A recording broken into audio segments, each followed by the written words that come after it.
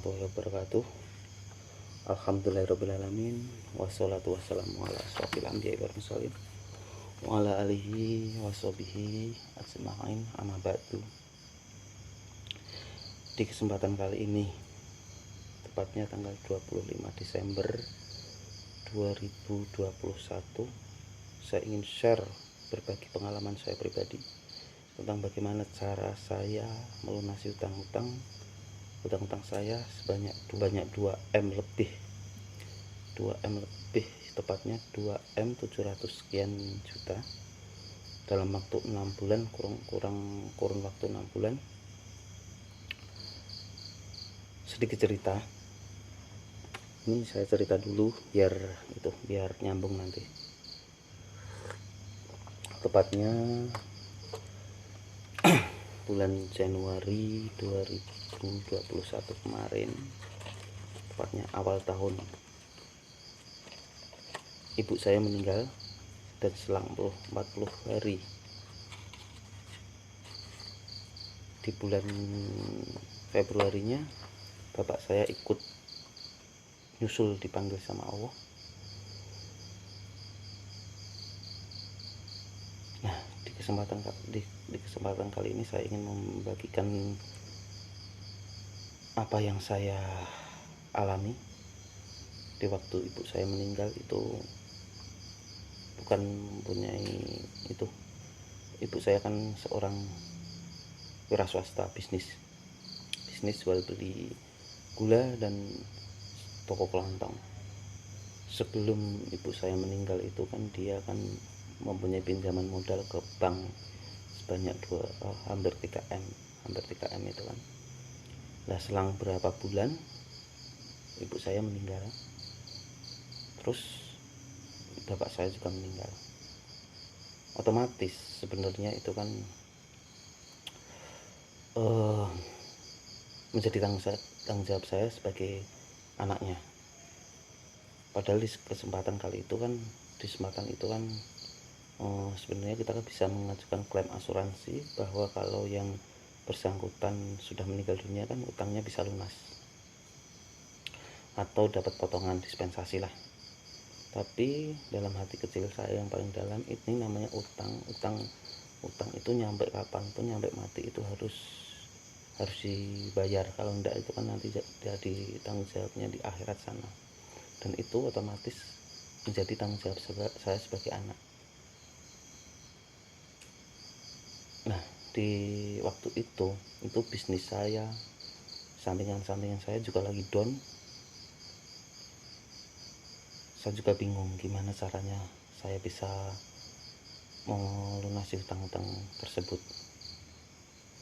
Sebenarnya banyak usulan dari teman-teman mengajukan asuransi ke pihak banknya, tapi di hati saya itu bertolak. Soalnya itu kan menjadi dimana urusan hutang piutang kan sama yang punya hidup kan, apalagi uang sebanyak itu. Otomatis dari pihak bank sendiri kan ya juga nggak bisa langsung dianggap lunas begitu aja. Nah, inilah Allah menunjukkan kuasanya, Allah menunjukkan kun fayakunnya. Di waktu saya juga lagi down-downnya di bisnis, otomatis kan saya juga nggak mungkin bisa nutup utang-utangnya. Tapi saya percaya bahwa Allah itu ada, dan yang saya pegang itu saya punya amalan dari orang tua saya. Itu sebenarnya banyak amalan, tapi buat ini pribadi saya share 2 amalan yang dikasih orang tua saya dulu, supaya saya itu buat menenangin diri tapi asal mantep. Teman-teman juga bisa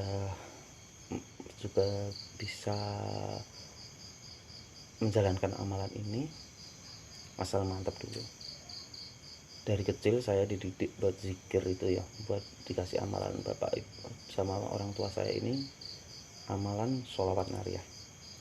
Setiap habis sholat itu saya amalkan 11 kali, dan dalam tanda kutip itu insya Allah nanti kan kamu bakal jadi orang yang misalnya nggak kekurangan dari segalanya. Itu sempat saya pertanyakan di waktu saya kesusahan itu, Wah, saya khususan itu saya dalam sholat malam saya itu ini itu selama 6 bulan, itu selama 6 bulan. Ya Gusti, gimana cara saya bisa buat bayar utang, cara saya buat bisa menebus hutang-hutang orang tua saya yang menjadi tanggung jawab saya pribadi. Nah, itulah kun fayakunnya, dan amalan-amalan yang saya dan amalan sholawat nariah itu udah saya amalkan selama kurang lebih 20 tahun lebih. Dari saya kecil, sekarang saya 30 tahun, orang tua saya mengajarkan amalan itu. Terus di samping itu, ini amalan ini, sholawat nariah itu dibaca setiap habis sholat 5 waktu. Itu kalian baca sebanyak 11 kali, dan insya Allah nanti misalnya kalian gak jadi orang kaya, tapi kalian bakal jadi orang yang cukup. Bukan berarti harus kaya kan. Nah, ini yang menjadi topik permasalahannya. Apa hanya dari doa saja saya bisa melunasi hutang-hutang saya? Jadi saya niat, bismillahirrahmanirrahim, saya niatkan saya ingin bayar utang buat orang tua saya yang menjadi tanggung jawab saya. Mudah-mudahan Allah mengijabahi doa-doa saya. Itu yang selalu saya itu yang selalu saya panjatkan di setiap habis sholat, habis baca sholawat nariah. Dan ini amalan ini saya dapatkan dari mimpi, amalan zikir nafas. Zikir nafas ada 2. Di kesempatan kali ini saya ingin membagikan langsung aja dua-duanya. Zikir nafas itu setiap habis sholat, dan setiap kalian nganggur, kalian gak ada kegiatan, bahkan setiap kalian ada kegiatan pun juga bisa diwiridkan. Yang satu zikir nafas. Jadi cara zikir nafas tuh, zikirnya adalah kalian baca hu Allah gitu. Hu Allah itu gini lah caranya. Kalian pas ngisap nafas kita, kalian dalam hati itu bilang hu lah. Pas kalian hembuskan itu, kalian dalam hati bilang Allah gitu. Jadi pas narik itulah kalian bilang hu Allah, hu Allah, hu Allah, hu Allah, hu Allah gitu terus. Itu kalau nanti udah terbiasa, kalian menjalankan apapun, insya Allah nanti kalian punya hajat apapun, insya Allah nanti bakal terwujud. Oke, dan satu lagi amalannya adalah setiap habis sholat fardu, di samping amalan saya pribadi yang tadi, yang sholawat nariah tadi, kalian baca depan secara lisan itu adalah amalan sholawat sallallahu ala Muhammad, sallallahu ala Muhammad, sallallahu ala Muhammad. Dalam hati kalian berbicara, ya Allah, mudah-mudahan dengan sholawat ini saya bisa melunasi hutang-hutang saya bisa, misalnya saya dilancarkan rezekinya dengan selalu zikir sallallahu ala Muhammad, sallallahu ala Muhammad, sallallahu ala Muhammad sebanyak 1800 kali. Itu yang saya dapatkan dari mimpi saya. Entah dari mana, saya lagi cari-cari referensinya, tapi dalam mimpi itu saya dikasih amalan itu. Jadi yang dari mimpi saya dikasih amalan yang pertama zikir nafas itu, yang kedua setiap habis sholat, di samping amalan saya pribadi baca sholawat nariah itu, saya dikasih zikir sholawat. Jadi poinnya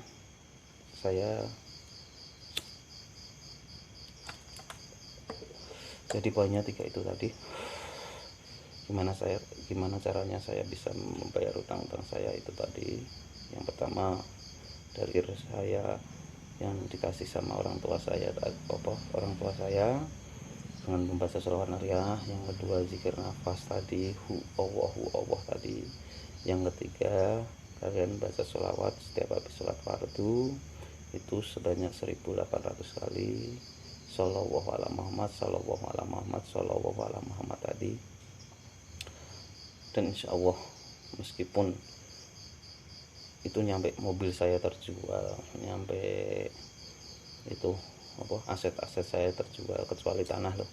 Alhamdulillah tanah itu nggak nyampe terjual karena bapak saya pribadi pernah bilang warisan tuh kalau waris jadi waris, kalau enggak malah nanti jadi ngabisin semuanya. Ya, meskipun pohon-pohon yang ada di atas tanahnya itu kejual, itu belum ada seberapanya, belum bisa menutupi utang-utang dari tanggungan saya, bukan utang-utang orang tua saya, itu udah jadi utang saya.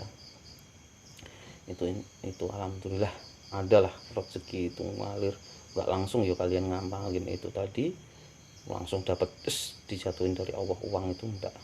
Alhamdulillah yo, ada yang ngasih tender, ada yang ngasih kerjaan ini itu, part time ini itu, dan alhamdulillah selama sebenarnya kan 3 tahun utang itu 3 tahun utang itu selama alhamdulillah selama 6 bulan bisa ketabrak semua, bisa ketutup semua. Saya niatin kalau udah kan di samping saya nyicil, dari saya jual mobil, dari semuanya itu saya puterin itu selama 6 bulan.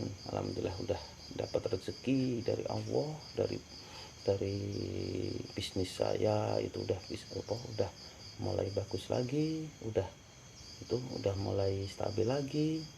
Saya bisa nutup utang 200M lebih itu tadi, 200M 2M tadi, 2M lebih itu tadi, karena saya percaya dengan Allah itu memberikan yang kita yang kita butuhkan, bukan yang kita inginkan.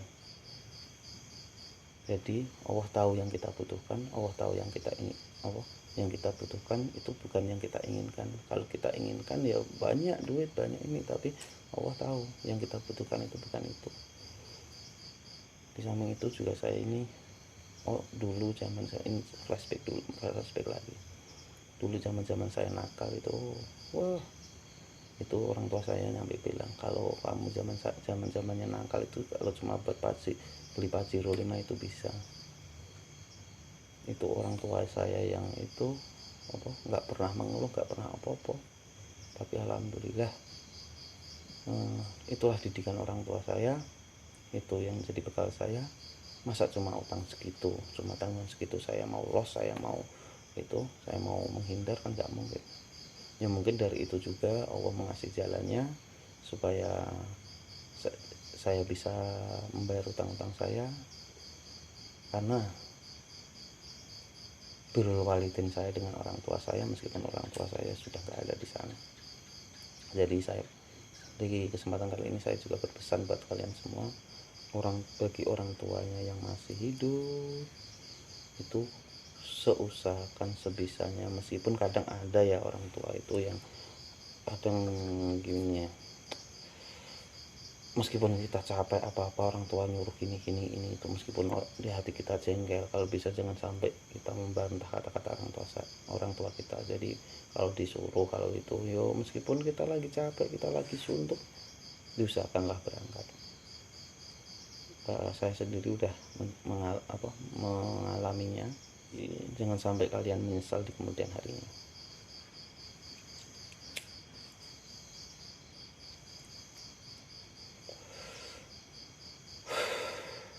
Sebenarnya masih banyak cerita-cerita saya, pengalaman saya, bagaimana cara saya menenangkan diri di waktu saya ada masalah kemarin itu. Tapi saya akan share di lain waktu, mungkin beberapa hari lagi saya akan share, karena nanti takutnya video ini kepanjangan, malah bosen teman-teman semuanya mendengarkannya. Nanti kapan-kapan saya akan share gimana saya menyikapi, saya menjalani kehidupan saya di waktu saya down-downnya, di waktu ditinggal orang tua. Waktu itu dua-duanya meninggalkan saya dalam waktu selang 40 hari itu, dimana merasa saya masih kecil dan saya ada adik cewek satu yang sebenarnya Januari kemarin mau nikah, tapi ibu saya meninggal di bulan itu juga, jadi saya undur dulu. Kapan-kapan saya ingin mau membagikan dan share ke teman-teman semua bagaimana saya menyikapinya, bagaimana berlatih untuk mengolah hati saya. Karena di waktu kita dikasih musibah itu, kita belajar untuk dewasa, kita belajar untuk mengolah hati kita. Dan di waktu itulah Allah memberikan apa yang kita butuhkan, bukan apa yang kita mau. Insya Allah. Dan saya akan share trik-trik saya, bagaimana saya mengolah hati saya, bagaimana saya belajar ilmu ikhlas, bagaimana saya sekarang menjalani aktivitas saya. Karena saya dari itu, jangan lupa share, komen, subscribe, agar teman-teman semua dapat pemberitahuan setiap saya upload video terbaru tentang apa yang saya tahu, apa yang saya jalanin. Karena apa yang saya share berarti yang sudah saya jalanin. Nggak mungkin saya share yang belum saya jalanin, kan itu namanya munafik. Oke, sekali lagi mohon maaf apabila ada silap kata, karena saya cuma manusia biasa dan saya cuma berbagi pengalaman pribadi saya tentang apa yang saya alamin dalam kurang lebih setahun ini. Jadi assalamualaikum warahmatullahi wabarakatuh.